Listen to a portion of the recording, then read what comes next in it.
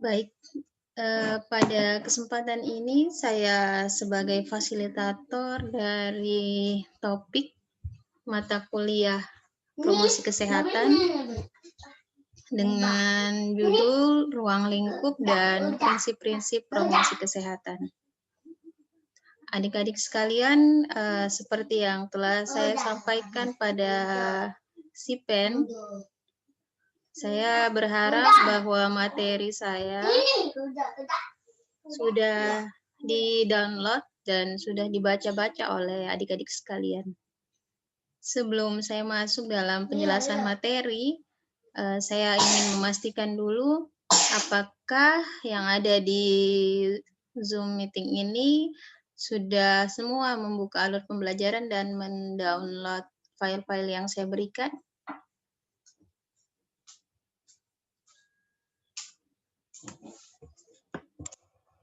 Ada yang belum? Siapa yang sudah?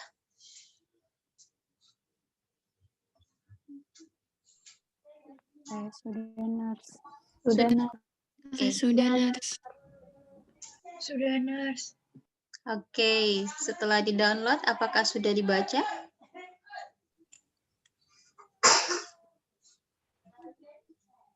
Sudah, Nurs. Sudah, Nurs. Sudah. Apakah semua file sudah dibaca? Tidak semua file, Tidak semua hanya yang pertama, Nurs, kalau saya. Yang bahasa Indonesia saja yang dibaca. Atau ada yang sudah baca file yang bahasa Inggris? Belum, Nurs. Belum? Ya, file yang bahasa Indonesia itu memang itu adalah materi kuliah kita. Tapi file-file bahasa Inggris itu akan memperkaya pengetahuan adik-adik sekalian terkait topik ruang lingkup dan prinsip-prinsip promosi kesehatan. Jadi, saya tetap berharap bahwa adik-adik sekalian mencoba, bukan cuma mencoba sih, membaca ya, membaca file-file tersebut dengan seksama untuk menambah pengetahuannya. Kalau misalnya merasa bahwa bahasanya berbeda dengan bahasa ibu kita, saya pikir untuk masa ataupun generasinya adik-adik jauh lebih gampang daripada kami-kami dahulu ya. Dimana meskipun kami juga diperhadapkan dengan referensi berbahasa Inggris, kami tetap berusaha untuk menerjemahkannya dan membacanya dengan seksama untuk menambahkan pengetahuan. Di zamannya adik-adik, sekarang sudah banyak tools yang bisa digunakan untuk membantu kita memahami berbagai uraian maupun penjelasan dalam berbagai bahasa. Jadi, sangat mengherankan ya, kalau kemudian file-file yang diberikan itu tidak berusaha untuk dipahami dan dibaca seperti itu. Ada cara yang sangat mudah untuk mentranslate ya. Tinggal membuka Google Translate, kemudian memasukkan dokumen. Dan saya yakin kalian semua sudah tahu persis langkah itu. Jadi saya harap dengan segala keterbatasan yang ada, namun banyak peluang yang ada di sekitar kita itu lebih dimanfaatkan ya. Sangat sayang sekali ketika banyak sumber daya yang kita miliki, tapi tidak kita manfaatkan. Karena sesungguhnya tantangan zaman itu sesuai dengan sumber daya yang sudah diciptakan Tuhan untuk kita. Ya. Jadi kalau kita ingin berhasil, di zaman manapun tentu yang harus kita lakukan adalah ikhtiar yang sangat besar, ya, berusaha dan terus berusaha untuk bisa sukses.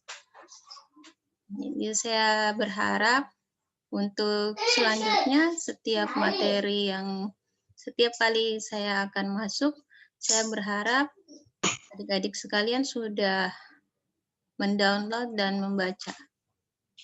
Sekali lagi bahwa pembelajaran di perguruan tinggi ini menghendaki kita SCL, ya, Student Centered Learning. Jadi mahasiswanya yang harus aktif dalam proses pembelajaran. Dan posisi kami sebagai dosen bukan lagi seperti guru, ya.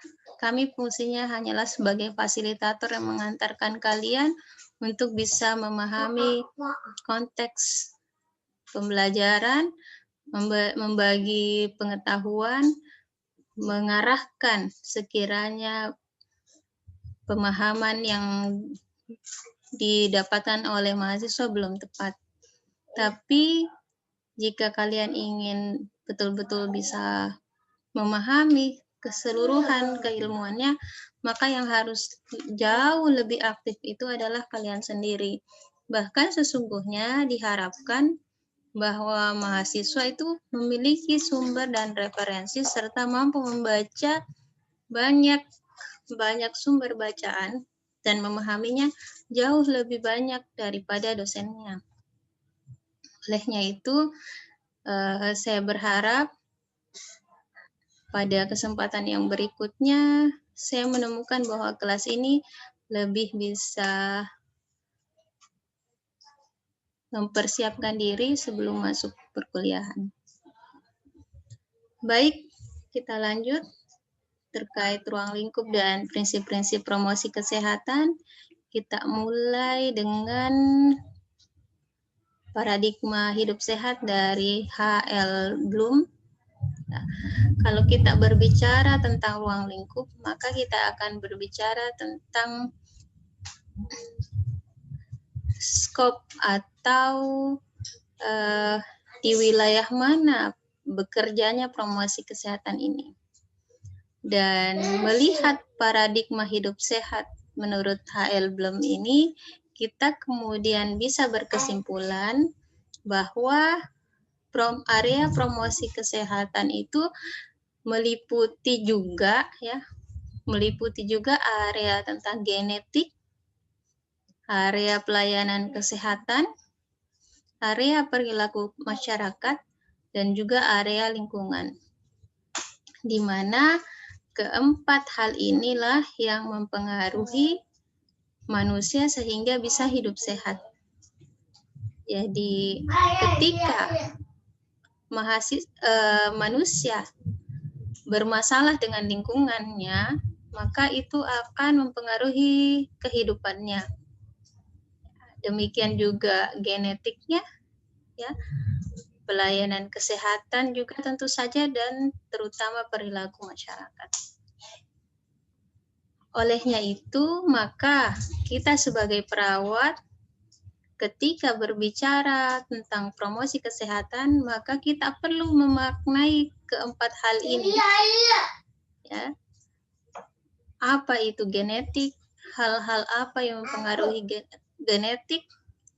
Bagaimana pengaruh genetik terhadap kehidupan kita, khususnya masalah kesehatan, dan seterusnya. Demikian juga tentang pelayanan kesehatan, tentang lingkungan, dan tentang perilaku masyarakat.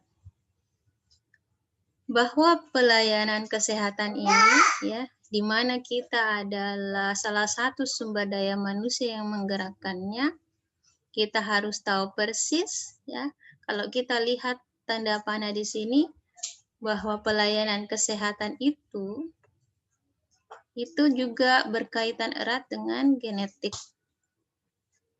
Pelayanan kesehatan itu juga berkaitan erat dengan perilaku masyarakat, di mana pelayanan kesehatan ini, jika seseorang bermasalah dengan genetiknya, namun pelayanan kesehatannya bagus, maka upaya manusia atau derajat kesehatan manusia ini bisa ditingkatkan meskipun memiliki genetik yang kurang bagus. Kemudian demikian halnya dengan perilaku masyarakat. Ketika pelayanan kesehatan itu bagus, meskipun perilaku kesehatan ini kurang bagus, maka ini bisa setidaknya lebih baik derajat kesehatan orang-orang yang berada pada pelayanan kesehatan yang baik dibandingkan dengan orang-orang yang berada di tataran yang mendapatkan pelayanan kesehatan yang buruk jika perilaku masyarakatnya itu sama-sama buruk. Demikian juga hubungan-hubungan yang ada di sebelah kiri, yaitu lingkungan dengan genetik, kemudian lingkungan dengan perilaku masyarakat. Di sini antara genetik dengan kepuasan manusia, antara genetik dengan pelayanan kesehatan ada sistem budaya, di mana keduanya ini ya diperantarai oleh sistem budaya. Terkait masalah perilaku kesehatan, perilaku masyarakat dengan pelayanan kesehatan ini diantarai dengan kepuasan manusia. Satu saat jika masyarakat tidak puas dengan pelayanan kesehatan, maka itu juga akan menurunkan derajat kesehatan masyarakat secara tidak langsung. Mungkin diawali dengan tidak inginnya masyarakat untuk berinteraksi dengan pelayanan kesehatan. Olehnya itu, kita harus pastikan bahwa kita sebagai sumber daya manusia yang menggerakkan pelayanan kesehatan ini, bahwa masyarakat yang menjadi klien kita itu puas dengan pelayanan kita, supaya mereka akhirnya bisa hidup sehat. Ya, demikian juga yang ada di sebelah kirinya. Baik, kita lanjut lagi dengan hal-hal yang berbicara tentang ruang lingkup promosi kesehatan. Tadi kalau kita lihat dari paradigma hidup sehat H.L. Bloom, ada yang disebut dengan perilaku masyarakat. Sementara perilaku masyarakat ini dipengaruhi oleh beberapa faktor. Yang pertama adalah faktor predispose, yang berikutnya adalah enabling, yang berikutnya adalah reinforcing. Predispose ini seperti yang ada dalam file-nya adik-adik, ya, bahwa sesuatu itu, ya, perilaku itu akan mudah, akan mungkin dapat terjadi ketika ada faktor-faktor yang mempredisposisi ini.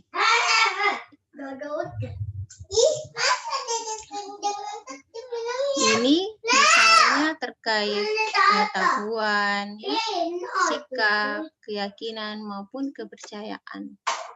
Jadi, perilaku seseorang itu akan bisa menjadi sehat di mana ketika mereka memiliki pengetahuan, ya, yang baik tentang kesehatan itu sendiri. Olehnya itu, maka health promotion atau promosi kesehatan yang akan kita berikan kepada masyarakat itu bisa kita tujukan kepada predisposing factor ini, atau bisa pada contohnya pada promosi kesehatan untuk mengupgrade pengetahuan mereka tentang masalah kesehatan. Kemudian enabling factor adalah faktor pemungkin.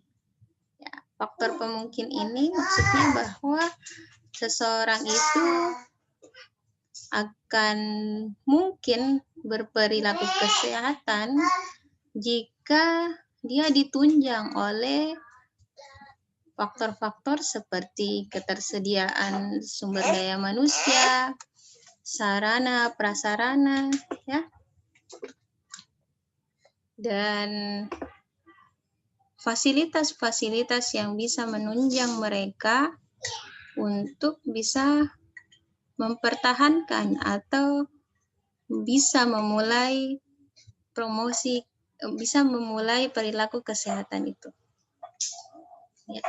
Contohnya, mungkin banyak orang yang mau menghindari virus COVID, ya, tapi dia tidak memiliki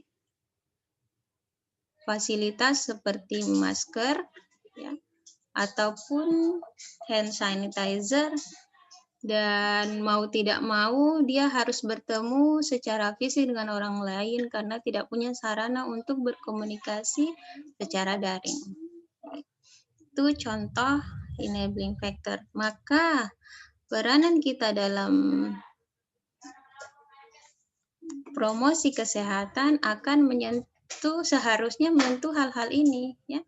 Jika masyarakat tidak punya masker, tidak ada tempat cuci tangan, tidak bisa bekerja WFH misalnya, maka tugas kita sebagai perawat mendorong hal-hal ini untuk bisa tersedia.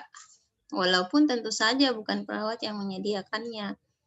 Mendorong pihak-pihak yang memiliki pengambil kebijakan untuk menyediakan sarana dan prasarana itu. Itu bagian dari promosi kesehatan. Olehnya itu, kita sadari persis bahwa ini memang selaras dengan peran kita sebagai seorang perawat, di antaranya advokator, yang membela hak-hak klien kita. Ya. Kemudian apalagi faktor yang berikutnya adalah faktor reinforce atau faktor penguat. Ya. Ini bermakna bahwa seseorang itu akan jauh lebih kuat untuk berperilaku kesehatan manakala ada faktor-faktor ini. Ya. Di antaranya sikap petugas kesehatan, ya, dukungan keluarga, dan seterusnya. Olehnya itu, ya, kalau kita bicara tentang sikap petugas kesehatan, kita harus betul-betul dari sekarang menyadari bahwa ketika sikap kita itu tidak benar, bisa saja itu menjadikan masyarakat yang ada di sekitar kita yang menjadi klien kita itu justru akhirnya bersikap berkebalikan dengan apa yang kita inginkan terkait kesehatan mereka. Mungkin ya sikap judes, sikap tidak ramah itu contoh yang sangat sering kita dengar, ya, yang akhirnya kemudian masyarakat enggan dan tidak mau mencari pelayanan kesehatan. Contoh yang mungkin terkesan antagonis misalnya ada petugas kesehatan yang sadar, yang tahu persis bahkan dia melayani pasien misalnya, ya. Tapi ketika dia kemana-mana, dia ngobrol dengan tetangganya dengan dalam jarak yang dekat dan tidak menggunakan masker. Ya. Itu mungkin kesannya bagi si petugas kesehatan mungkin ya urusan ya terjangkit mungkin urusan saya, tapi dia lupa posisinya di sini dia sebagai petugas kesehatan, terutama perawat, ya, yang salah satu perannya itu adalah role model bagi masyarakat. Masyarakat akan mencontoh dan melihat bahwa role model kita saja yang tahu persis tentang masalah COVID ini tidak memakai masker, apalagi kita. Jangan-jangan benar kalau hoax, kalau tentang masalah COVID ini hanyalah hoax.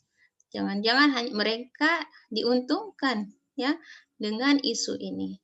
Jadi apa yang terjadi? Akhirnya masyarakat akan banyak yang terkena COVID dan petugas kesehatan akan kelelahan. Jadi menyadari 3 hal ini terkait dengan perilaku kesehatan, ya, timbang-timbang betul ya adik-adik sekalian, kalian adalah calon petugas kesehatan, pahami baik-baik karena inilah yang akan sering kita temukan dalam setiap tindakan yang berinteraksi dengan klien. Ya, kalau kita lihat pasien, ini bukan cuma bicara tentang dalam konteks promosi kesehatan di puskesmas ya, kalau kita menjadi perawat puskesmas yang memberikan penyuluhan kesehatan, tidak sesimpel itu. Ya, bahkan ketika kita berinteraksi secara home care ya, berinteraksi berada di poli, berinteraksi dengan klien ketika dirawat inap, sungguh persoalan perilaku ini ya sangat harus mendapat perhatian kita. Ya. Jadi ketika klien kita melakukan atau berperilaku yang bertentangan dengan masalah kesehatan, ya bertentangan dengan kesehatan yang seharusnya, ya berperilaku kesehatan yang seharusnya, maka kita harus sadar bahwa faktor-faktor yang mempengaruhi dari perilaku mereka itu ada banyak hal. Dan dalam faktor-faktor ini kita harus sadari disinilah tempat-tempat yang menjadi ruang lingkup dari kerja kita ketika kita berada dalam konteks health promotion. Untuk mengubah perilaku mereka menjadi perilaku kesehatan, maka kita harus melakukan health promotion, di mana itu dipengaruhi oleh 3 faktor ini. Faktor yang mempredispose, ya, faktor yang pemungkit, dan faktor yang menguatkan. Kita lanjut. Jika teori Bloom dan Green itu disatukan, maka akan berbentuk seperti ini. Ya. Dan ketika kita bicara tentang promosi kesehatan, maka semua hal ini harus menjadi pemerhatian kita bersama. Ya. Keturunan, pelayanan kesehatan, lingkungan, perilaku, faktor predispose, reinforce, ya, enabling, ya, itu harus menjadi pemerhatian kita yang merupakan ruang lingkup dari promosi kesehatan. Oke, kita lanjut. Ruang lingkup berdasarkan area masalah. Ya, sebelum saya lanjut, mungkin ada yang ingin ditanyakan dari bagian ini? Silakan.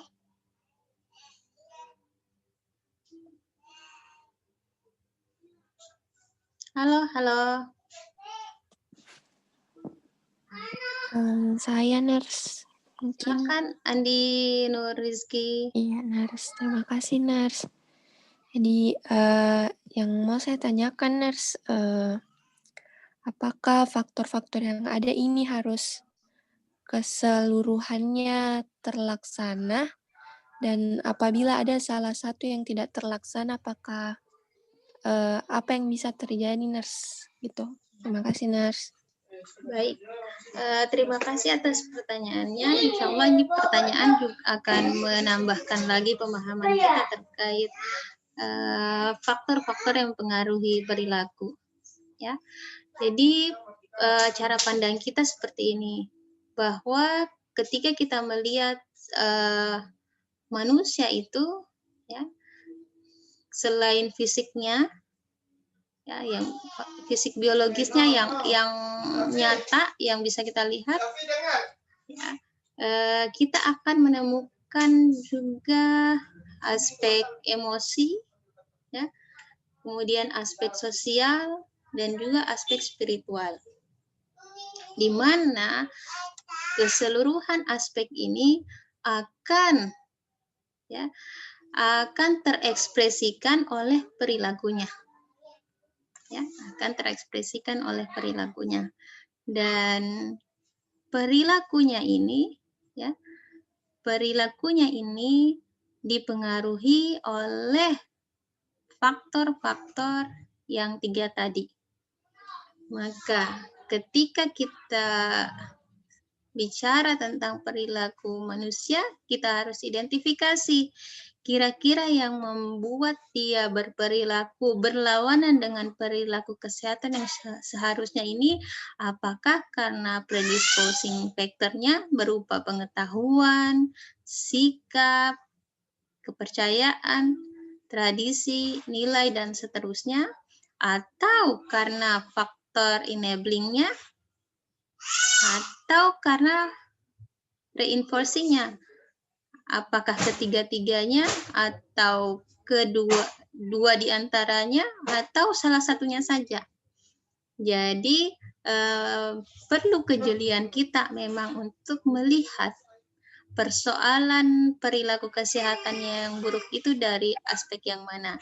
Ketika kita sudah mampu mengenali bahwa faktor predisposing lah yang menjadikan perilakunya ini berlawanan dengan perilaku kesehatan yang seharusnya, maka yang harus kita sediakan tentu bagaimana bisa memenuhi faktor yang predisposing ini.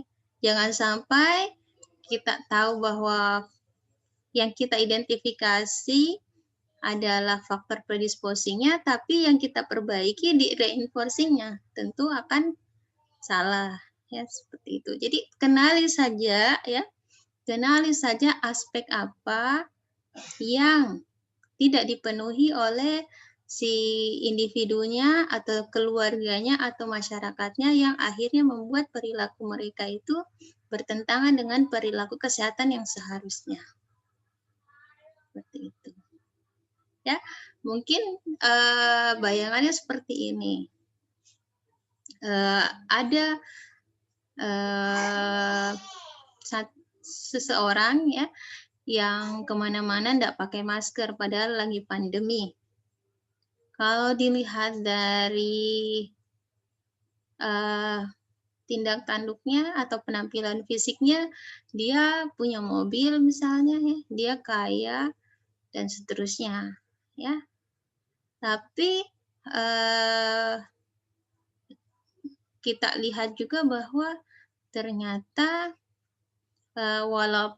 meskipun dia kaya, ternyata pengetahuannya tentang COVID itu dia dipenuhi dengan teori konspirasi. Maka kita tidak perlu menyediakan masker, ya, tidak perlu melakukan meminta dia untuk menyediakan, untuk selalu rajin mencuci tangan, ya. Yang akan kita intervensi di sini adalah pengetahuannya tentang COVID itu, terutama yang bisa menangkis persoalan teori-teori konspirasi yang ada dalam pikirannya. Ya, mungkin kepercayaannya tidak ada kaitannya dengan masalah yang tadi. Jadi tidak semuanya, bahkan yang di predisposing factor ini kita mau intervensi. Yang kita intervensi hanyalah terkait teori konspirasi yang ada dalam pikirannya mengenai COVID. Ya. Bisa dipahami, Andi Nurizki? Iya, Nurs. Oke. Terima kasih, Nurs. Sama-sama. Ya. Selain Andi Nurizki, ada lagi yang ingin bertanya? Cukup? Baik. Kalau ada? Ya, silakan. Tidak ada. Oh, tidak ada. Oke.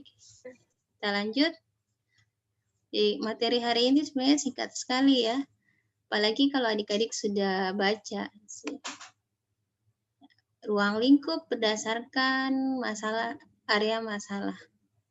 Jadi, ketika kita bicara tentang area masalah ini, ya, maka ruang lingkup promosi kesehatan akan melebar lagi, ya, bukan cuma yang tadi. Mungkin ada yang bisa sebutkan apa saja tadi ruang lingkup areanya berdasarkan teori H.L. Bloom dan apa satunya? Green. Sebelum saya lanjut, apa saja tadi area-area ruang lingkup yang ada berdasarkan teori Bloom dan Green untuk ruang lingkup promosi kesehatan? Lingkungan perilaku, pelayanan kesehatan, faktor genetik. Oke, yang perilaku sendiri apa tadi? Area kita untuk promosi kesehatan yang perilaku apa lagi? Terkait dengan faktor-faktor yang pengaruhinya. Faktor Predisposing, enabling, reinforcing, dan Oke, mantap. Bisa kasih saya contoh yang predisposing factor ketika kondisi pandemi? Misalnya kita akan promosi kesehatan tentang apa kalau yang predisposing factor? Terkait masalah COVID, kalau ternyata perilakunya itu karena predisposing factor. Bisa kasih contoh saya? Kita mau promosi kesehatan tentang apa? Judulnya misalnya. Entah itu melalui edukasi, entah itu melalui perubahan kebijakan sosial, ya, atau hal-hal yang lain. Bisa kasih saya contoh? Promosi kesehatan yang akan kita lakukan kalau berbicara tentang predisposing factor yang terkait masalah COVID. Saya nurse. Iya, silakan Nur Maulida. Misalkan itu predisposing factor itu nurse mencakup kayak pengetahuan, sikap, dan keyakinan nurse. Jadi kalau misalnya di sini kita sebagai petugas kesehatan itu misalnya menyampaikan promosi kesehatan itu misalnya menggunakan masker di saat pandemi seperti ini. Jadi orang-orang yang kita sampaikan mengenai masalah ini tuh maksudnya di sini misalkan kita menyampaikan bahwa penggunaan masker itu penting. Jadi orang-orang yang menerima materi yang kita sampaikan itu nurse akan menggunakan masker di saat pandemi seperti ini karena adanya pengetahuan yang kita sampaikan ke mereka nurse. Begitu menurut saya nurse. Bagus sekali Nur Maulida. Ya, sebelum lanjut pertanyaan, si Pen minta tolong saya di screenshotkan, ya.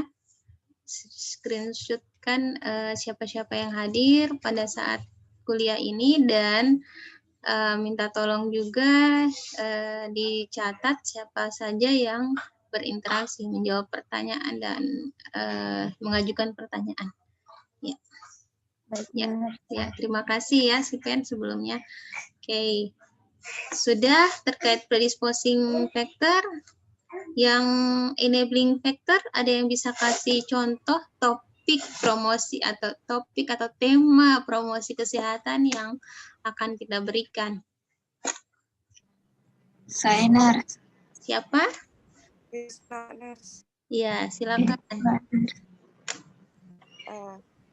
Ini kan kalau enabling factor itu nurse yang memungkinkan atau yang memfasilitasi perilaku atau tindakan seperti prasarana, sarana, dan ketersediaan sumber daya. Jadi contohnya itu ketersediaan puskesmas atau puskesmas pembantu di setiap daerah nurse. Oke, bagus sekali. Yang mungkin spesifik terkait COVID misalnya, karena ada COVID, maka ya orang-orang puskesmas ya ada yang turun ya, kalau misalnya masyarakatnya masih belum sadar, ada yang turun untuk kampanye tentang COVID ya.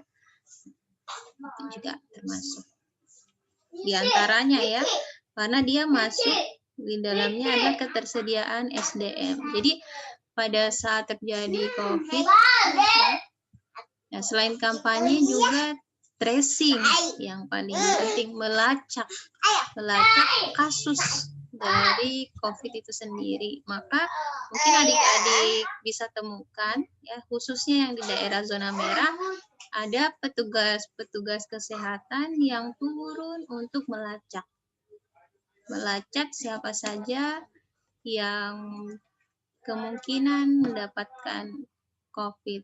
Ya, ini mungkin tindakan ini merupakan bagian dari promosi kesehatan itu sendiri, ya.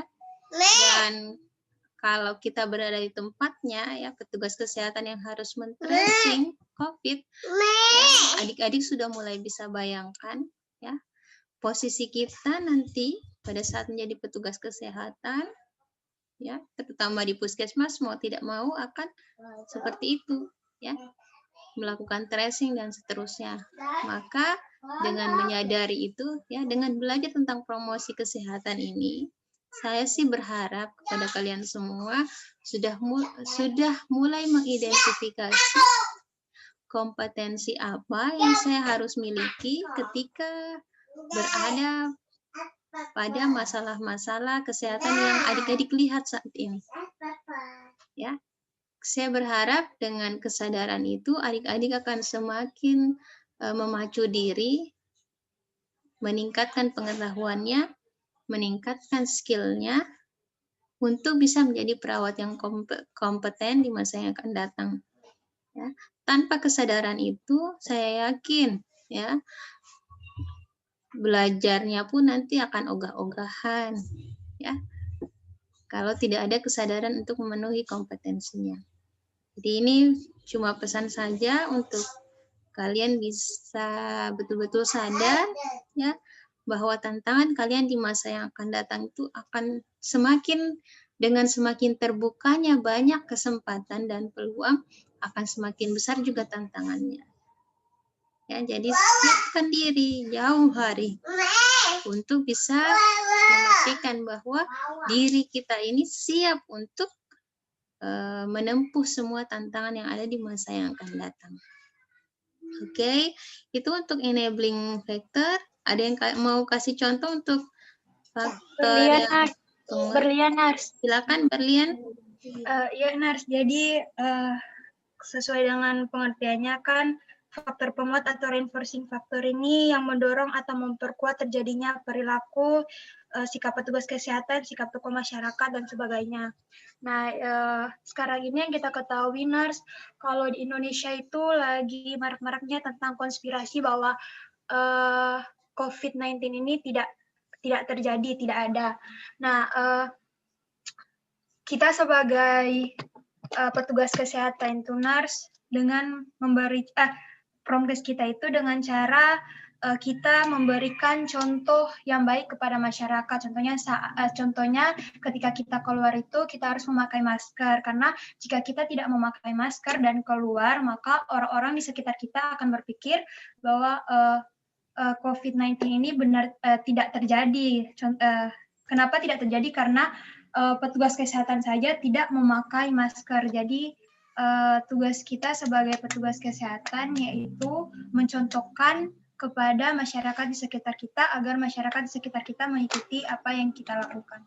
Oke, bagus sekali Berlian. Ya, mewakili ya untuk reinforcing factor. Jadi diingat dengan baik ya bahwa role model itu melekat pada diri kita sebagai perawat. Ya, melekat sekali. Sebenarnya ya bahkan tidak menjadi perawat pun kita ini ya terutama mahasiswa ini kan yang mahasiswa ini golongan yang punya keberuntungan besar ya bisa mengecap pendidikan lebih tinggi dibanding dengan yang lain. Maka orang akan melihat ya masyarakat akan melihat mahasiswa saja begitu ya. Ya, orang yang berpendidikan saja begitu.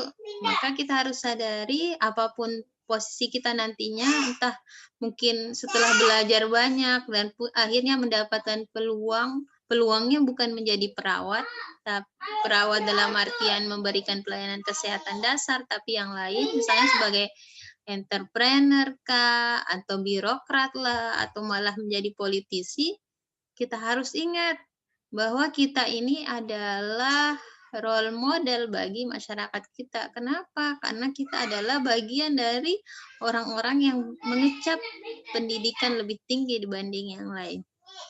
Ya, terima kasih semua yang sudah menjawab pertanyaan. Kita lanjut ke ruang lingkup promosi kesehatan berdasarkan area masalah. Ya. Terkait area masalah ini,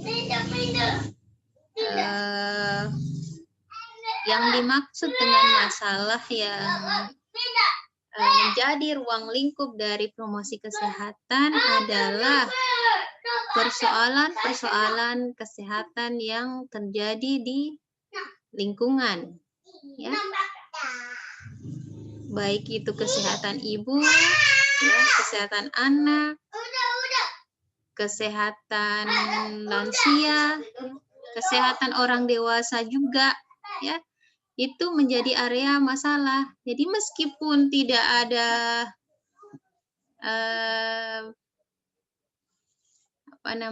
belum ada persoalan, ya, belum ada persoalan yang spesifik yang terkait KLB kah, atau persoalan penyakit-penyakit yang diderita, ya. Kedudukan seorang sebagai ibu, ya, kedudukan seseorang sebagai anak, kedudukan seseorang sebagai lansia itu saja memiliki spesifikasi persoalan kesehatan itu sendiri. Jika dia jauh hari tidak diberikan promosi kesehatan dan tidak dicegah untuk menderita suatu masalah. Inilah yang kemudian menjadikan bahwa ada pernyataan yang pertama ini, social model of health ini mulai diterima dan meninggalkan medical model. Ini maksudnya bahwa jauh sebelum penyakit itu timbul, ya, sebelum penyakit itu timbul, kita sudah harus bisa mengantisipasi terjadinya masalah kesehatan, terjadinya penyakit. Inilah yang menjadi ruang lingkup kita ketika kita berbicara promosi kesehatan. Promosi kesehatan bukan nanti sakit baru dilakukan, tapi jauh hari sebelum masalah itu timbul sudah harus promosi kesehatan. Ya, jauh hari dengan rentang jarak yang sangat jauh Wuhan itu, harusnya kita Indonesia sudah berantisipasi, sudah melakukan antisipasi dan melakukan promosi-promosi kesehatan, entah itu bentuknya edukasi atau bentuknya pengambilan kebijakan untuk menahan orang yang melakukan penerbangan lintas negara, khususnya di daerah pandemi, di daerah endemi. Itu, ya. Jadi ketika kita bicara ruang lingkup berdasarkan area masalah, kita akan mulai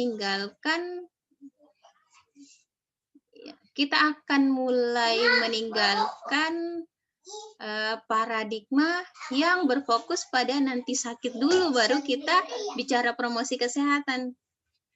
Jadi di ruang lingkup berdasarkan area masalah ini, jauh sebelum orang sakit itu kita sudah bicarakan, kita sudah promosikan supaya mereka hidup bagaimana seharusnya agar terhindar dari penyakit.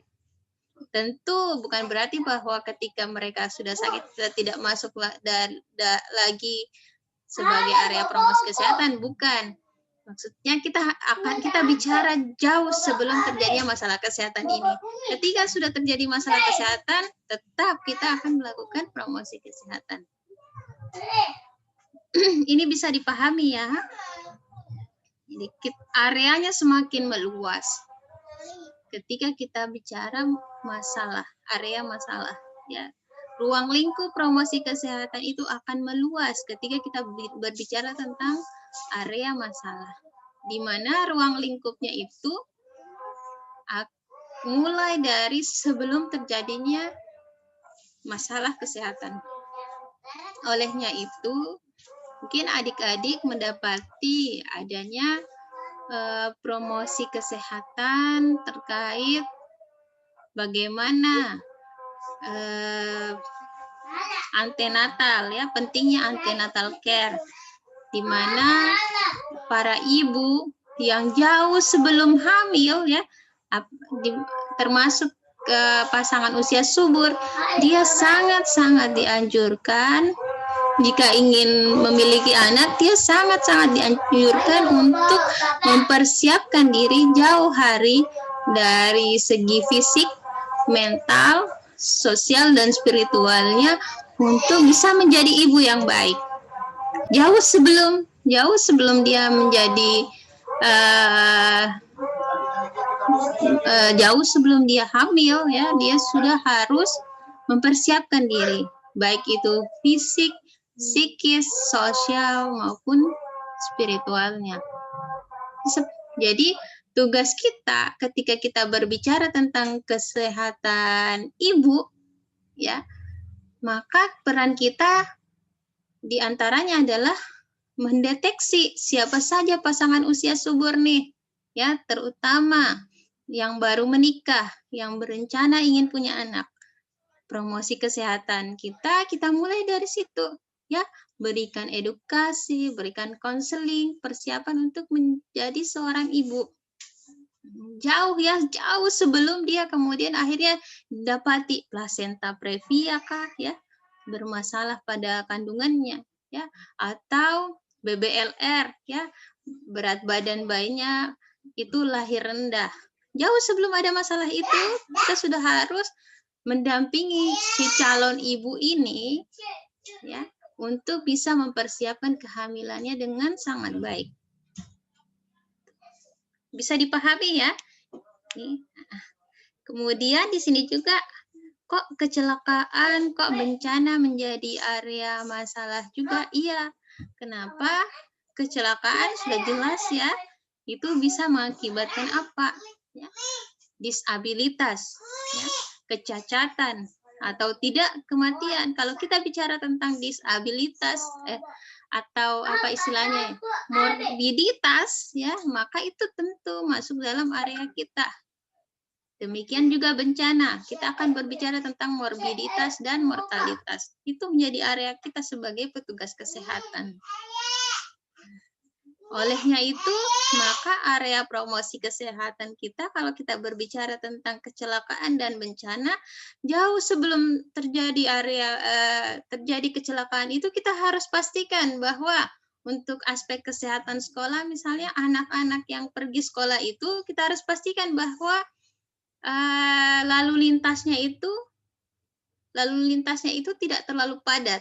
Kalau misalkan padat, bagaimana kita berbicara dengan dinas perhubungan kah, dengan pejabat pemerintah terkait kah, untuk menyediakan sarana dan prasarana yang memastikan bahwa anak sekolah ini, ya, tidak mengalami kecelakaan di titik-titik tertentu yang sangat rentan terjadinya kecelakaan.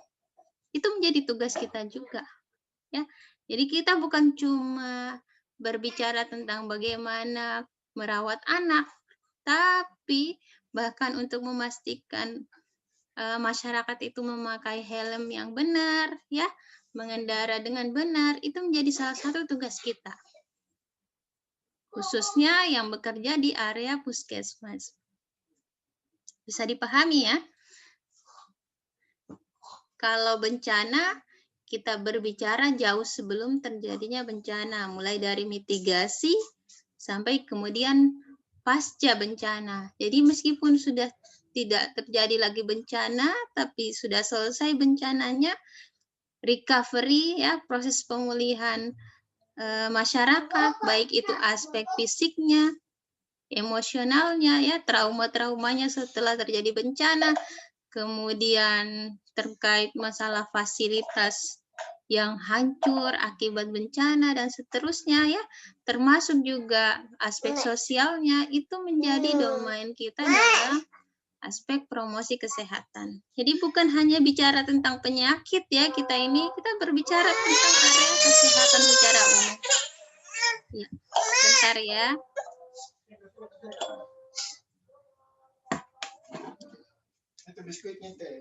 Ya, kita lanjut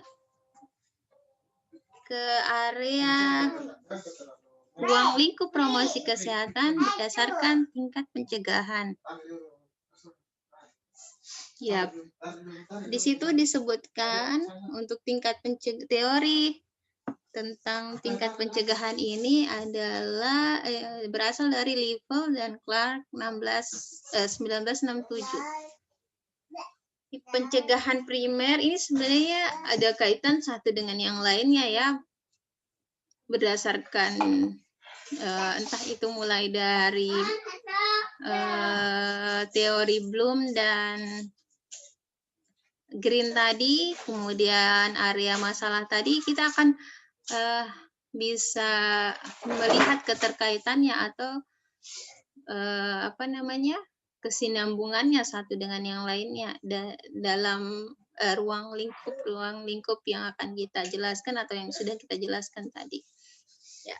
Untuk ruang lingkup berdasarkan tingkat pencegahan, bahwa promosi kesehatan itu akan berbicara terkait peningkatan kesehatan ya, dan perlindungan khusus.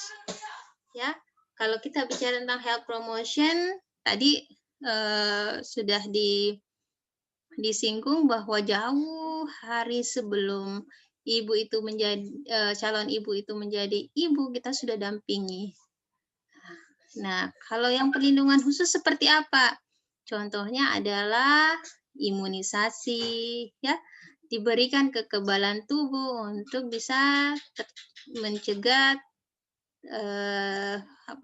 virus ya yang masuk itu agar bisa dilawan oleh imun yang sudah terbentuk dari vaksin yang diberikan. Jadi untuk perlindungan khusus ini contohnya adalah vaksin. Vaksin itu bukan cuma anak-anak ya, bukan cuma bayi, tapi orang dewasa pun maupun lansia juga ada vaksin-vaksinnya ya. Yang paling umum adalah vaksin flu untuk orang dewasa ya. Vaksin meningitis ya.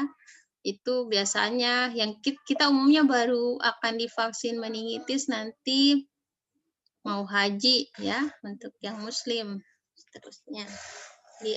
Kenapa harus vaksin? Itu adalah bentuk pencegahan primer. Itu adalah bentuk promosi kesehatan dengan ruang lingkup tingkat pencegahan primer. Oke, selanjutnya adalah pencegahan sekunder. Pencegahan sekunder ini kita bisa bilang bahwa kalau pencegahan primer ini orang yang belum sakit. Orang yang belum sakit diberikan edukasi, ya, diberikan tindakan-tindakan promosi kesehatan yang bisa menjaga supaya dia tetap sehat, ya, termasuk diantaranya yang berbentuk vaksin. Kalau yang pencegahan sekunder ini, klien kita sudah masuk ke tahapan yang klien yang beresiko. Ya, klien yang beresiko untuk satu masalah penyakit dilakukan tindakan-tindakan atau kebijakan-kebijakan promosi kesehatan yang berkaitan dengan pencegahan sekunder, contohnya diagnosa dini, ya, dan juga pengobatan di awal, serta pembatasan kecacatan. Diagnosa dini ini misalnya kalau klien beresiko, ya, swab test atau rapid test untuk orang-orang yang masih work from office itu salah satu tindakan diagnosa dini. Ya, untuk orang-orang yang beresiko mendapatkan COVID-19. Ya. Pengobatan segera ini jadi yang kita lakukan ya, perawat sudah mengidentifikasi siapa-siapa yang menjadi orang-orang yang tergolong faktor resiko ini.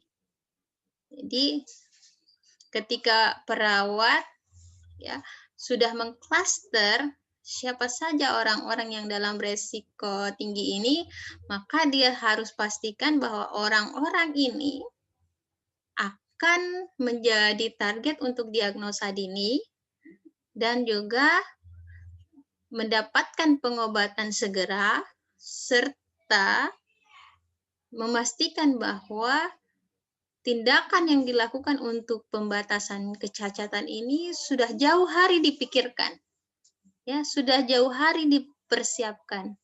Maka kalau seperti ini bukan cuma fasilitas terkait diagnosa dini ya, kemudian pengobatan segera dan pembatasan kecacatan, bahkan terkait kebijakan ya, terkait kebijakan yang berbicara untuk memastikan bahwa orang-orang beresiko ini tidak mendapat penyakit, itu adalah bagian dari promosi kesehatan. Ya, olehnya itu yang kalian lakukan, yang kalian dapatkan sekarang kebijakan daring itu, ya, kuliah daring itu adalah salah satu bentuk dari promosi kesehatan yang berada pada tingkat pencegahan sekunder. Kenapa? Karena kita ya dosen dan mahasiswa ini ketika harus berkumpul ya, kalau kalian masih ingat, apakah kalian masih ingat ruangan kelasnya? Sudah hampir lupa ya? Sudah lama. Ya. Sekarang juga sudah pindah ya, sudah pindah ke TNR. Ya, desain ruangan kita itu kan beresiko ya. Ruangannya ada AC-nya ya, sirkulasi udaranya tidak maksimal. Ya. Belum lagi karena kita harus duduk berdempet-dempetan. Ya, itu salah satu keadaan-keadaan yang sangat beresiko untuk kita jalani, sehingga kebijakan yang dilakukan sekarang supaya pendidikan itu tetap berlangsung meskipun pandemi adalah dengan pembelajaran daring. Oke, itu terkait pencegahan sekunder dan pencegahan tersier. Ya, ini yang sudah sakit ya, yang sudah sakit di tahapan menengah sampai akhir, end stage ya. Bagaimana promosi kesehatan juga tetap harus dijalankan di tingkat ini. Meskipun sudah sakit, tetap harus dipromosikan kesehatannya. Supaya apa?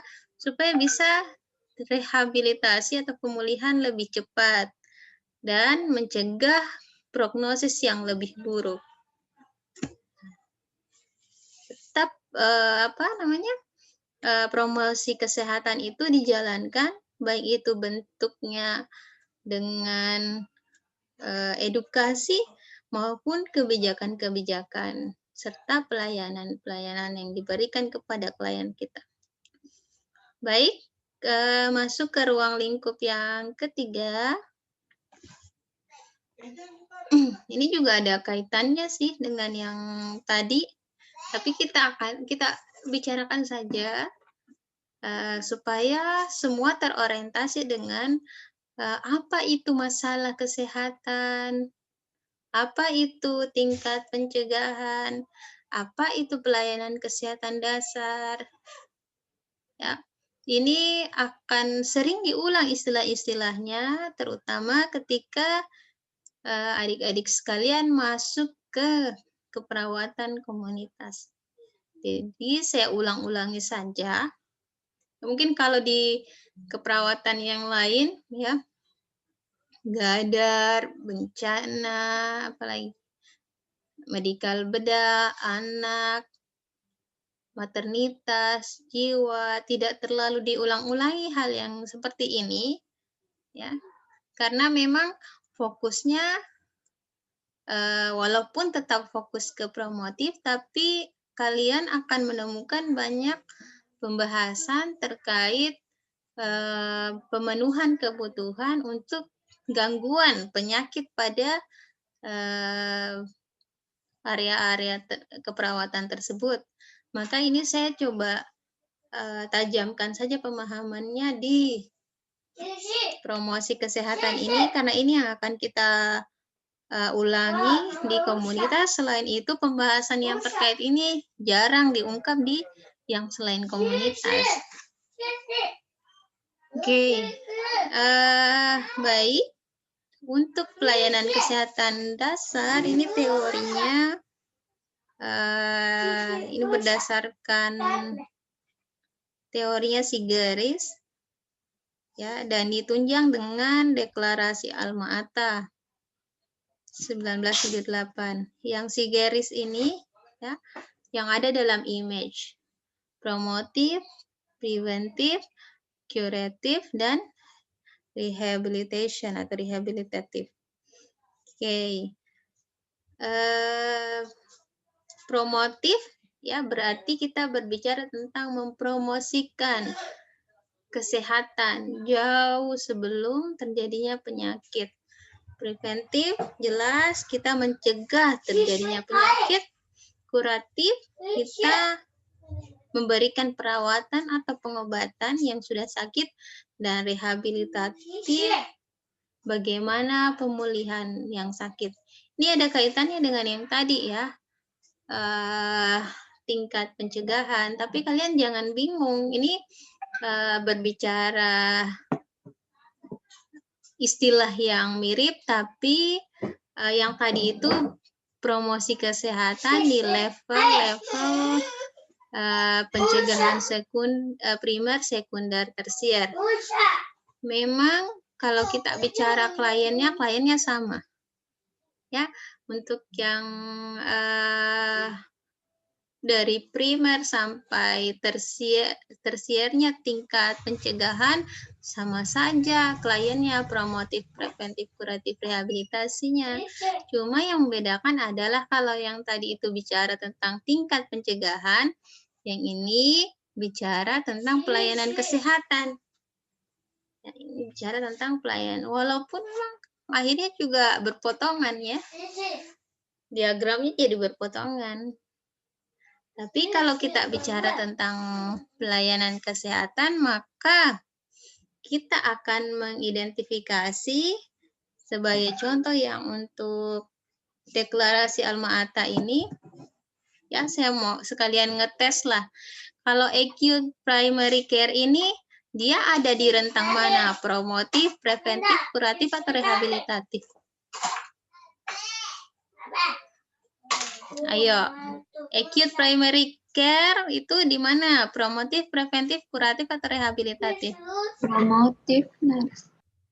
Acute primary care ini adalah pelayanan primer yang akut. Berarti sudah ada masalah kesehatan.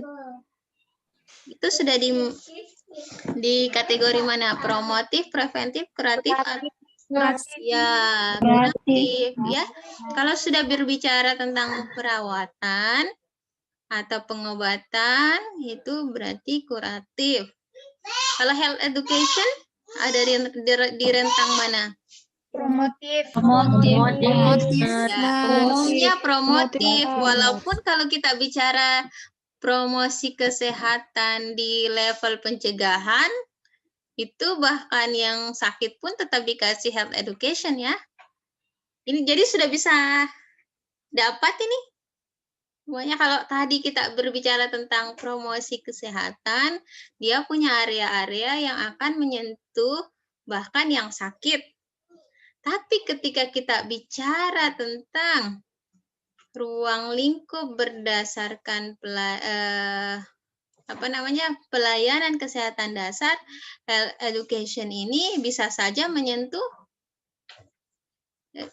kalau untuk berdasarkan pelayanan kesehatan dasar, dia akan menyentuh masalah promotif, ya.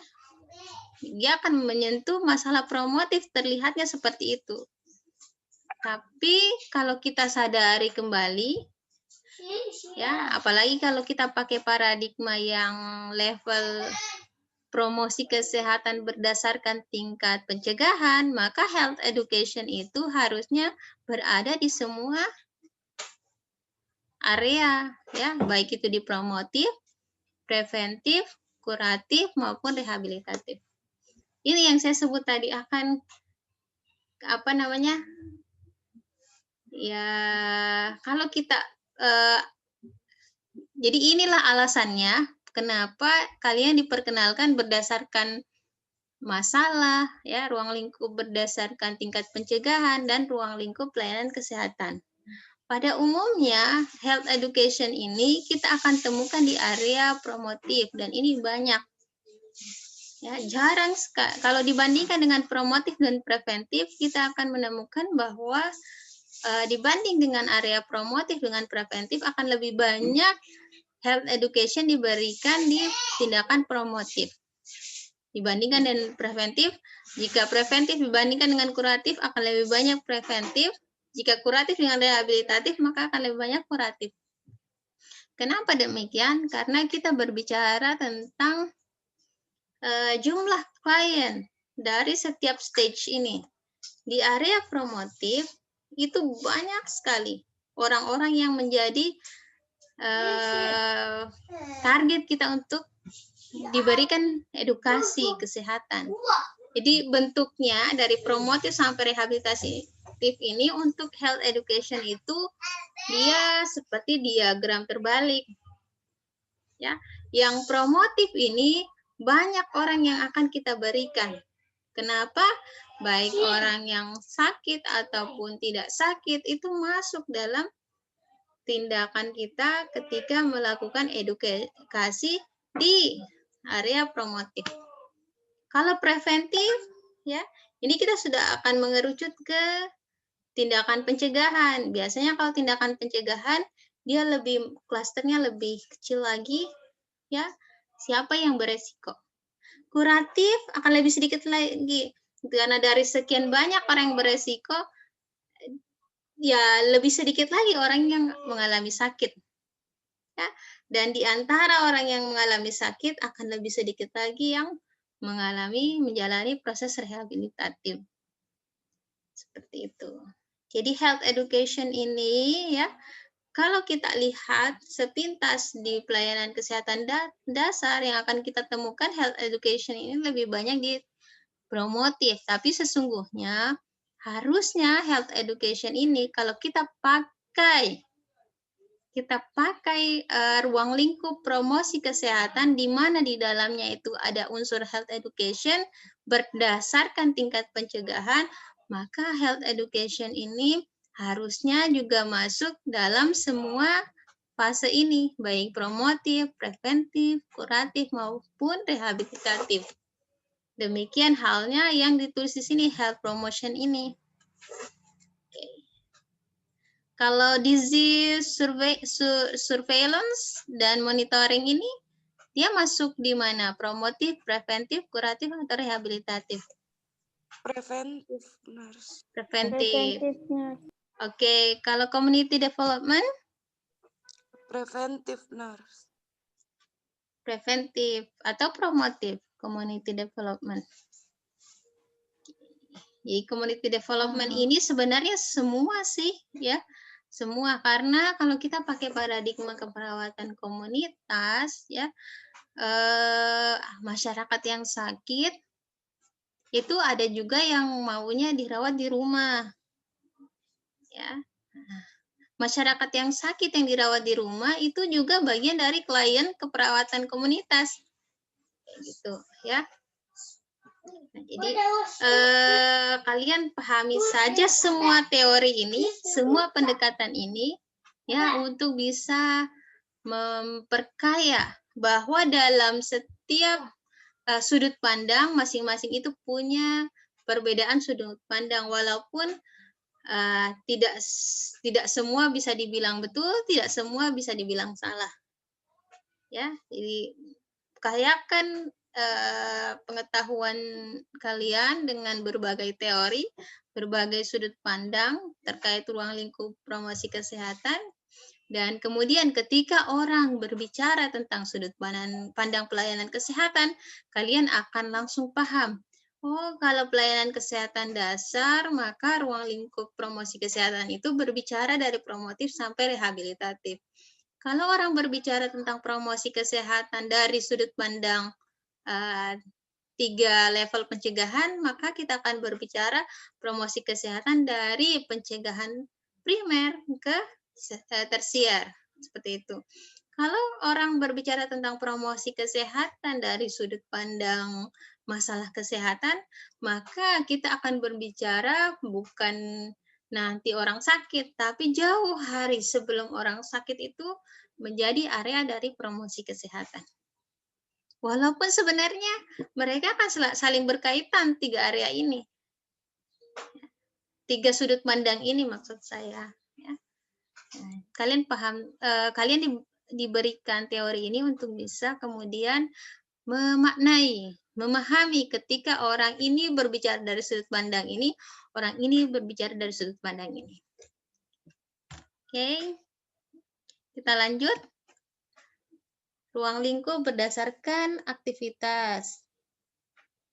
Ya. Ada yang bisa jelaskan? Siapa tahu ada yang sudah baca. Apa yang kalian pahami tentang ini? Ruang lingkup promosi kesehatan berdasarkan aktivitas. Yang pertama, build healthy public policy, kemudian create supportive environment, strengthen community action, develop personal skill, dan reorient health services. Apa yang kalian pahami terkait ini? Ini berdasarkan teorinya siapa? Ottawa Charter. Ottawa Charter. WHO nurse. Oke. Apa yang kalian pahami terkait ini? Mungkin langsung bisa sebutkan contohnya. Oke. Sebenarnya semuanya ini sudah kita singgung-singgung ya. Ya, ada yang bisa kasih contoh yang nomor 1?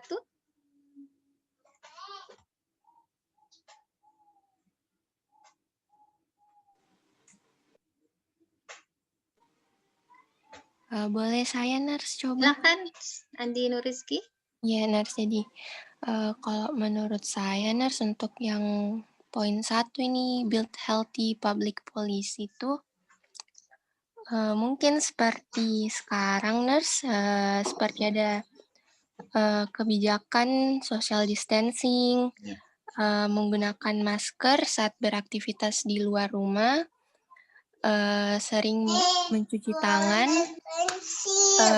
menjaga, iya nurse, kalau saya rasa itu nurse kayak menjaga jarak dan aktivitas mungkin saat kita miliki kegiatan di luar rumah nurse dengan ya yang dibuat oleh pemerintah ataupun pihak-pihak dari Departemen Kesehatan dan sebagainya, nurse. Oke, bagus sekali jawaban Andi Nuriski, termasuk ketika ada pembatasan berskala besar seperti di Jakarta misalnya, ya. Kemudian ada hukuman yang tidak memakai masker, ya, denda dan seterusnya, termasuk aturan untuk swab, ya, sebelum terbang atau rapid test, itu adalah bagian dari build healthy public policy. Oke, lanjut. Yang kedua, siapa yang bisa kasih contoh? Saya nurse. Ya, silakan. Siapa namanya? Saya Helena nurse. Oke, Helena. Silakan Helena. Jadi kalau menurut saya nurse, yang nomor 2 itu contohnya bisa berupa penyediaan tempat sampah di pinggir-pinggir jalan dengan tujuan masyarakat itu tidak membuang sampah sembarangan lagi. Lalu yang kedua bisa berupa contohnya sekarang ini penyediaan tempat cuci tangan untuk memudahkan masyarakat mencuci tangan sebelum masuk ke misalnya toko-toko atau supermarket begitu nurse. Oke, bagus sekali Helena. Ya, yang nomor 3, siapa lagi yang bisa kasih contoh?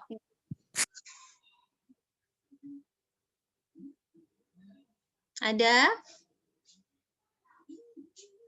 Perkuat kegiatan masyarakat, ada yang bisa kasih contoh?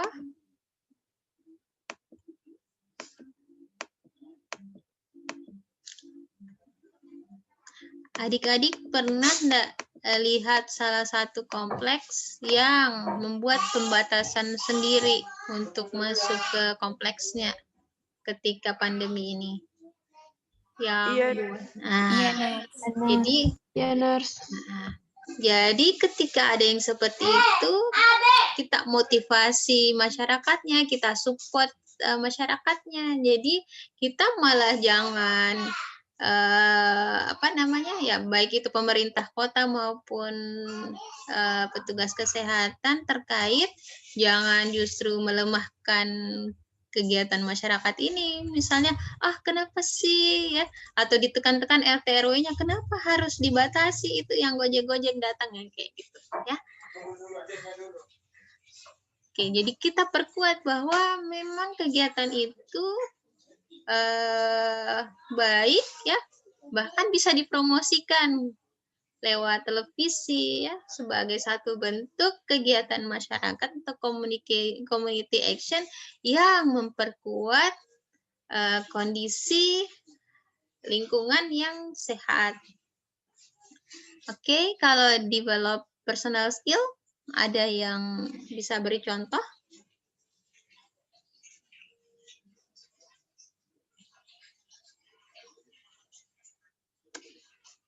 Ada?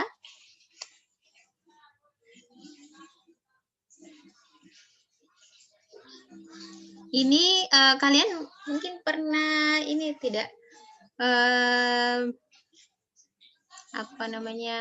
lihat di televisi ada masyarakat yang punya inisiatif untuk bisa membuat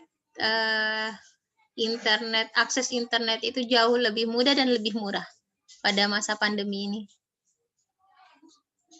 Pernah nggak? Itu salah satunya. Ya, itu bisa ditumbuhkan, jadi dikasih di orang yang punya skill-skill tertentu, distimulus ya, diberikan, difasilitasi juga ya, ditumbuhkan bakatnya, keterampilannya, skillnya untuk bisa mensupport keadaan lingkungan yang sehat.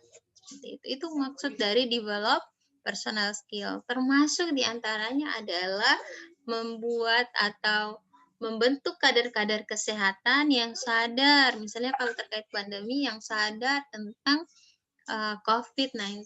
Jadi kita setelah kasih edukasi, kita bentuk kader-kader kesehatan yang kita harapkan mereka ini selain memproteksi diri dan keluarganya, juga mengajarkan pengetahuan yang mereka dapat ke orang lain di sekitarnya. Itu salah satu contoh untuk develop personal skill. Jadi orang-orang yang punya skill tertentu dalam mengajar, mengajak orang ya, untuk bisa mengikuti tindakannya, itu yang punya skill-skill seperti itu kita stimulus, kita tumbuhkan, kita develop, kita bangun skillnya untuk bisa membantu menciptakan lingkungan yang sehat.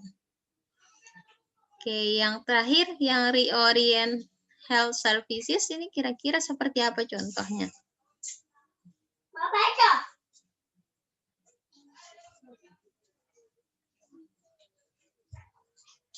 Ada? Jadi contohnya, ya, kalau misalnya ada stigma terkait pelayanan kesehatan, kita bisa luruskan ya dalam bentuk orientasi ulang ya. Selain itu juga kebijakan-kebijakan yang berubah terkait pelayanan kesehatan, entah itu di masa pandemi atau berubahnya peraturan pemerintah, itu juga, dan kita jelaskan kepada masyarakat, itu juga di antara contoh orientasi ulang pelayanan kesehatan. Itu tetap bagian dari promosi kesehatan berdasarkan aktivitas. Bisa dipahami? Bisa, Nars. Oke, kita lanjut. Ini tinggal 18 menit, sudah mau selesai juga sih. Ruang lingkup berdasarkan perilaku kesehatan, kita percepat saja. Nah, ini kalian pasti sudah tahu ya, pengetahuan, sikap, dan praktek. Jadi kita ketika berbicara tentang promosi kesehatan, maka kita harus sadar bahwa perilaku kesehatan itu ditunjang oleh pengetahuan, ditunjang oleh sikap, dan ditunjang oleh praktek kesehatan. Maka ketika kita memberikan promosi kesehatan, baik itu health edukasi maupun kebijakan dan lain-lain sebagainya yang terkait promosi kesehatan, kita harus pastikan bukan yang kita build ya, yang kita bangun bukan cuma pengetahuannya, tapi juga harus menyentuh aspek sikap dan juga praktek kesehatan. Betapa banyak orang yang tahu tentang kesehatan, tapi sikapnya bertolak belakang dengan pengetahuannya, apalagi prakteknya. Jadi kita baru bisa merasa lega ketika promosi kesehatan yang kita berikan itu sudah merubah, ya, sudah merambah pada praktek kesehatannya. Karena pengetahuan dan sikap ini, walaupun ini juga bisa berperan yang dalam perilaku kesehatan, tapi kalau dilihat dari aspek prakteknya, ya, itu lebih mengenai yang bisa mempraktekkan kesehatan dengan benar daripada hanya sekedar pengetahuan dan sikap.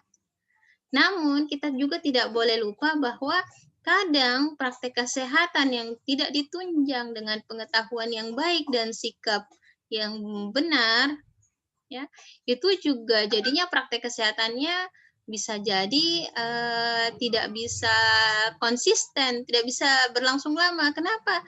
Karena ternyata praktek mereka tidak didasari dengan pengetahuan. Contohnya, misalnya dia sudah memakai masker, tapi dia tidak mengerti kenapa saya harus pakai masker ya. Ya, akhirnya ketika ada temannya yang bujuk-bujuk, enggak usah pakai masker. Iya deh, kenapa coba harus saya pakai masker? Jadi seperti itu ya. Kita harus pastikan ketika orang juga sudah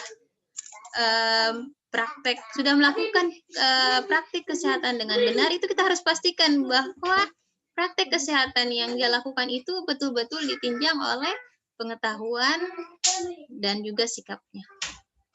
Oke, ini kayaknya terakhir terkait ruang lingkup. Kita masuk kepada prinsip-prinsip promosi kesehatan, bahwa prinsip promosi kesehatan ini berfokus pada klien, bersifat menyeluruh dan utuh, negosiasi dan interaktif. Ketika kita bicara prinsip promosi kesehatan harus berfokus pada klien, maka kita harus paham bahwa klien ini punya nilai sendiri, punya keyakinan sendiri, punya kemampuan kognitif dan gaya belajar yang berbeda satu dengan yang lainnya, di mana semua ini dapat berpengaruh ketika kita memberikan promosi kesehatan dengan model health edukasi. Ya, olehnya itu kita harus pastikan ya bahwa dalam pemberian promosi kesehatan yang khususnya berbasis edukasi, kita harus sesuaikan ya, kita harus lihat apa nilai yang dimiliki ini pasien ya, yang atau klien kita, sehingga kita bisa menyentuh aspek nilai ini ya. Ketika kita kemudian menemukan bahwa susah untuk bicara mengenai agama bagi kita yang mungkin base kita bukan dari sekolah agama misalnya, maka kita bisa minta tolong orang yang paham agama tapi juga paham tentang masalah kesehatan untuk menjelaskan orang yang punya nilai dan keyakinan yang prakteknya itu, praktek nilai dan keyakinan atau ekspresi nilai dan keyakinannya itu bertentangan dengan kesehatan.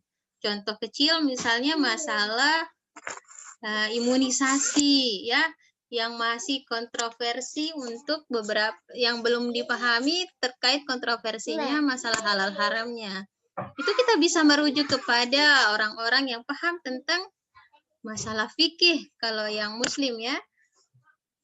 Seperti itu. Sebentar ya.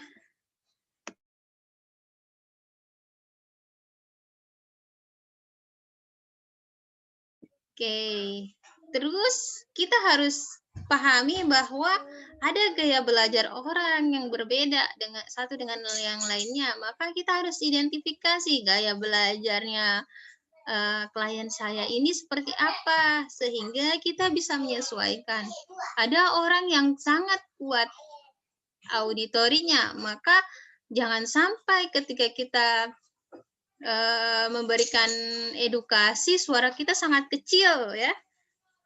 Yang besar itu cuma gambarnya.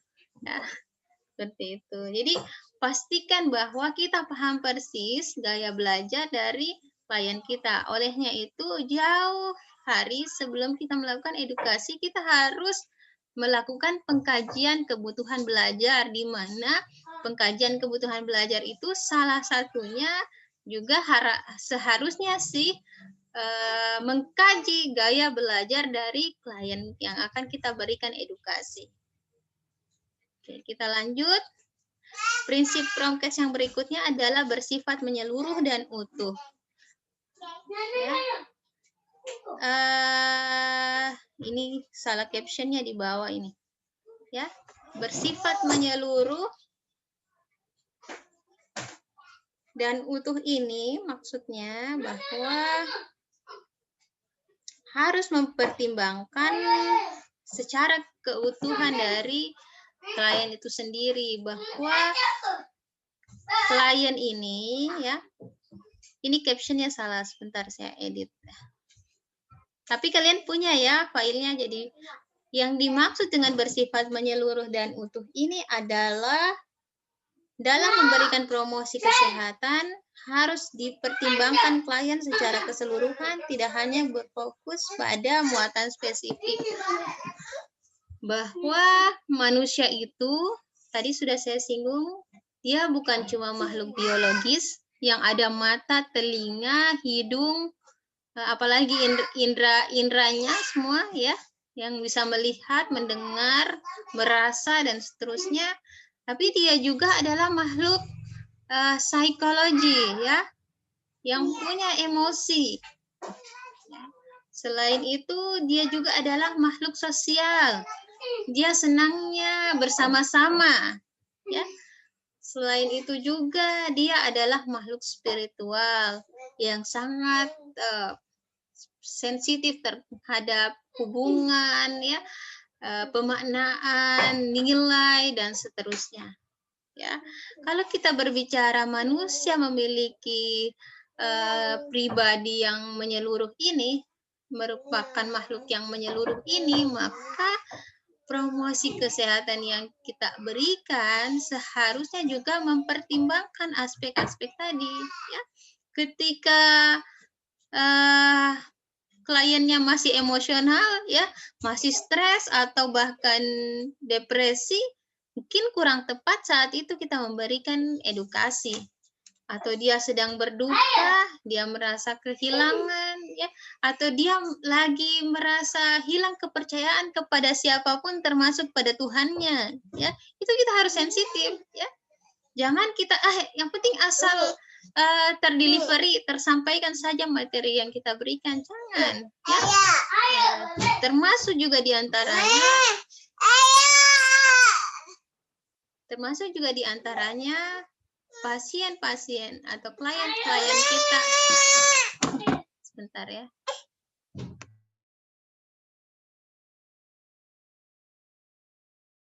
Termasuk klien-klien kita yang tidak bisa mendengar, ya, tidak bisa melihat.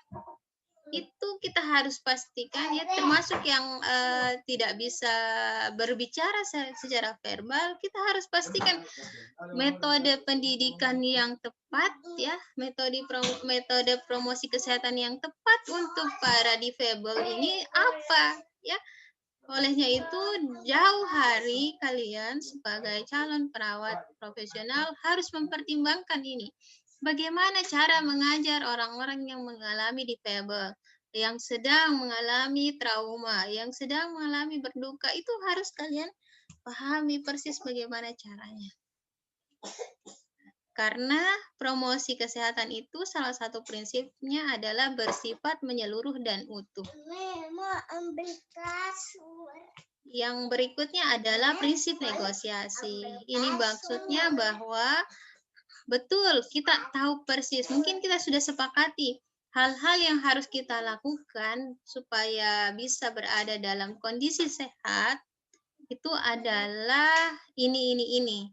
Maka kita susun bersama apa langkah-langkah untuk bisa mencapai derajat kesehatan tadi. Tapi perencanaan ini harus betul-betul mengakomodasi kliennya. Ya, olehnya itu perawat ini harus pintar bernegosiasi, ya, karena ada banyak hal yang mungkin akan dipertahankan oleh klien, terutama hal-hal yang mempengaruhi kenyamanannya, kebiasaannya selama ini, dan kecenderungan serta hal-hal yang dia sukai dan dia cintai bahkan, ya. Jadi ini kemampuan kita untuk bernegosiasi juga dituntut untuk bisa memastikan bahwa promosi kesehatan kita bisa to the point, bisa mencapai sasaran. Terakhir, prinsip Promkes interaktif, ya. Ini ada 3 karakteristik perubahan perilaku: intensional, ya, positif aktif, efektif fungsional. Ini pertimbangan-pertimbangan yang harus ada dalam promosi kesehatan kita, ya. Dan kemudian prinsip-prinsip dalam pembelajaran, bahwa ada faktor pendukung, penghambat, fase-fase dalam proses belajar mengajar, PBM ini proses belajar mengajar, ya, dan karakteristik perilaku belajar. Ini hal-hal yang bisa mempengaruhi interaktifnya proses dari pembelajaran kita dengan klien. Apa itu perubahan intensional? Perubahan intensional adalah perubahan yang terjadi karena pengalaman. Jadi dia akhirnya berubah karena oh iya setelah dia jalani keadaan yang sudah direncanakan bersama perawat tadi, oh ternyata cocok, ya, ada perubahan yang dirasakan terkait derajat kesehatannya, dia semakin rasa sehat dan seterusnya. Apa perubahan positif dan aktif? Perubahan di mana yang dilakukan oleh klien ini baik perubahannya, dan kemudian dia bisa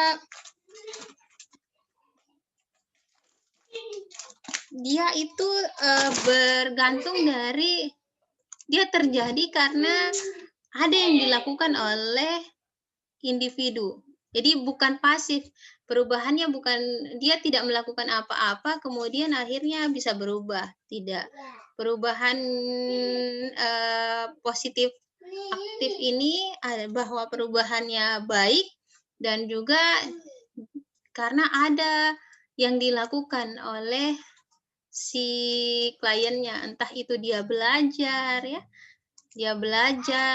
dia mendengar dari orang dan seterusnya, akhirnya dia berubah. Kemudian perubahan efektif fungsional ini maksudnya bahwa dia efektif, ya, ada manfaat yang dirasakan dari perubahannya, dan juga bahwa ada perubahannya itu bisa bermanfaat, entah itu bagi dirinya dan juga bagi orang lain.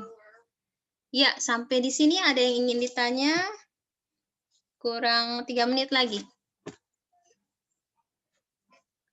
Sudah sangat jelas ya?